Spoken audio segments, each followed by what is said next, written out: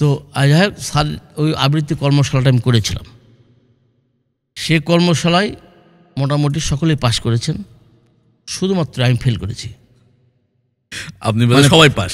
মানে মানে মানে রেজাল্ট হয়নি এখনো, রেজাল্ট মানে ঘোষণা হয়নি, কিন্তু মানে ব্যাপারটা বোঝা যাচ্ছে যে সবাই মোটামুটি পাশ করেছে, কিন্তু একজনের ঝামেলা আছে।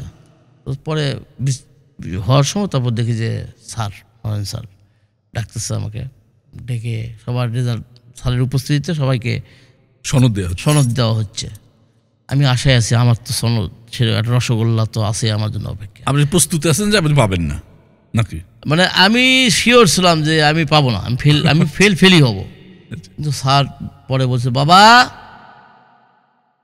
আবুল খায়ের মোহাম্মদ নুরুন নবী, পথিক নবী, যে স্যার, বাবা তুই তো আমার স্টুডেন্ট, তোকে আমি কিভাবে ফেল করে দিই বল বাবা, এটা তো ঠিক হবে না। তুই আমার যা আর কিছু কর না কর, 3টা মাস তো তুই ক্লাস করেছিস ঠিক মতো, স্যার করেছি, কিন্তু তুই তো হচ্ছে না, তোর তো হচ্ছে না, তোর তো উচ্চারণ হচ্ছে না, তোর তো ডিস্টার্ব থেকেই গেল, পারলাম না তো, কিন্তু তোকে আমি ফেল কীভাবে করে দিই?